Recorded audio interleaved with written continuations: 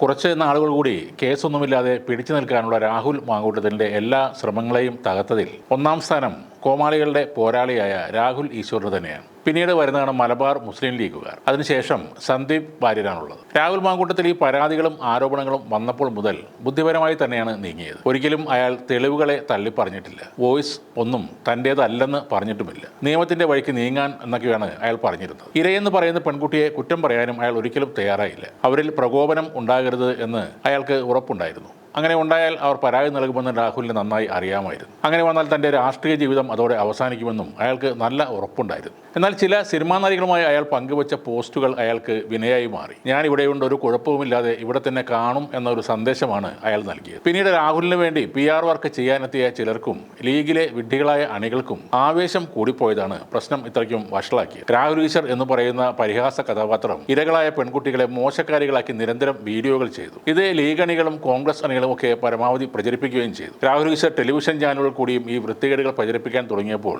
മാങ്കൂട്ടത്തിൽ വരാനിരിക്കുന്ന അപകടം അന്നേ മണത്തിരുന്നു. സഹായിക്കാൻ വേണ്ടിയാണോ അല്ലെങ്കിൽ പാർട്ടിയിൽ രാഹുൽ മാങ്കൂട്ടത്തിന്റെ സ്ഥാനം ഏറ്റെടുക്കാനാണോ എന്ന് സംശയമുള്ള സന്ദീപ് വാര്യർ ഇരയുടെ വിവാഹത്തിൽ പങ്കെടുത്ത കഥ പറഞ്ഞതോടെ സൈബർ ആക്രമണം പൊടിപൊടിച്ചു. പിന്നെ സീമാജി നായരുടെ വരവായി. ദീപ ജോസഫിന്റെ ഫേസ്ബുക്കിലെ ഭീഷണിയുമൊക്കെ വായപ്പോൾ പിറ്റേന്ന് തന്നെ പരാതിയുമായി മുഖ്യമന്ത്രിയുടെ അടുത്ത് ആ പെൺകുട്ടി എത്തി. അങ്ങനെ രാഹുൽ മാങ്കൂട്ടത്തിൽ മുങ്ങി. പിന്നീട് നടന്ന ഏറ്റവും വലിയ കോമഡികൾ. വല്ലവരും ഉണ്ടാക്കിയ ഗർഭത്തിന് ജയിലിൽ പോയ ലോകത്തിലെ തന്നെ ആദ്യത്തെ നിരീക്ഷകനായി മാറി രാഹുൽ ഈശ്വർ. ഇനി ജയിലിൽ നിന്നും ഇറങ്ങി ചാനലുകൾ പോയി ഇരിക്കാൻ സാധ്യതയില്ല. ഒരുമാതിരി ആളുകളൊന്നും ഇയാളെ ഇനി ചർച്ചയ്ക്ക് വിളിക്കാനും പോകുന്നില്ല. ഇനി ഇദ്ദേഹത്തിന് നേരെ ഇടപ്പള്ളിയിലെ വനിതാ വിനീത തിയേറ്റർ കോമ്പൗണ്ടിലേക്ക് പോകാം. അവിടെയാകുമ്പോൾ സമാന സ്വഭാവമുള്ള ഒരു കൂട്ടം ആളുകളുണ്ടാകും. അവരുടെ നേതാവായി മാറാനുള്ള എല്ലാ യോഗ്യതയും രാഹുൽ ഈശ്വറിനുണ്ട്. ആറാട്ടണ്ണനും അലിൻഡോസ് പെരേരയും ഒക്കെ രാഹുൽ ഈശ്വറിനെ സ്വന്തം ഈശ്വരനെ പോലെ കൊണ്ടു നടക്കും. ഇപ്പോൾ പുതിയ ഒരാൾ കൂടെ ഈ രംഗത്തേക്ക് വന്നിട്ടുണ്ട്. ലീഗുകാർക്ക് വരെ കാര്യം മനസ്സിലായി ഒന്ന് ഒതുങ്ങിയപ്പോൾ കോൺഗ്രസ് നേതാവായ ജിഷ കളരിക്കലാണ് രംഗപ്രവേശനം ചെയ്തിരിക്കുന്നത്. ജിഷയുടെ പോസ്റ്റിൽ പറയുന്നത് സ്വന്തം പാർട്ടിയിൽ നിന്ന് ഈ മനുഷ്യനെ തള്ളിപ്പറഞ്ഞവർക്ക് മാപ്പില്ല എന്നാണ്.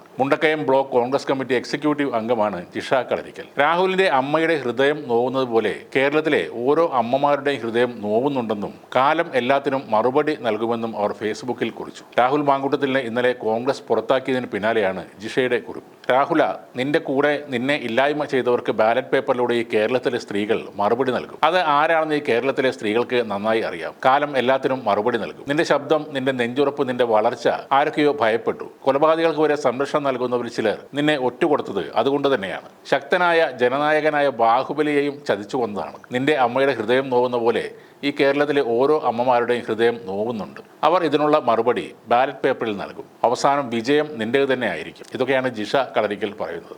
രാഹുലിനെ പുറത്താക്കണം എന്ന് പറഞ്ഞ K മുരളീധരനെതിരെയും ജിഷ ഒരു പോസ്റ്റ് ഇട്ടിട്ടുണ്ട്. പിണറായി വിജയന്റെ കൂടെ പോയി താങ്ങി കൊടുത്തിട്ടും രക്ഷയില്ലാതെ ഗതികെട്ട് തെരുവിലൂടെ നടന്ന നിങ്ങളെ ഈ പാർട്ടിയിലേക്ക് വീണ്ടും കൊണ്ടുവന്നത് നിങ്ങൾ പാർട്ടിയുടെ വാതിലിൽ മുട്ടിമുട്ടി സഹിക്കവയ്യാതെയാണ്. അന്ന് നിങ്ങൾ പറഞ്ഞത് ഓർമ്മയുണ്ടോ? ആ ഒരു അംഗത്വം മാത്രം മതിയെന്ന്. കാലങ്ങളോളം ഈ പാർട്ടിക്ക് വേണ്ടി തെരുവിലും സൈബറിടങ്ങളിലും പോരാടുന്ന ഞങ്ങളെ സംസ്കാരമില്ലാത്ത കൂലിത്തല്ലുകാർ എന്ന് വിളിച്ച ആ നാവുണ്ടല്ലോ, അത് ഞങ്ങൾ വിചാരിച്ചാൽ തൻ്റെ വായിൽ അധികകാലം ഉണ്ടാവില്ല.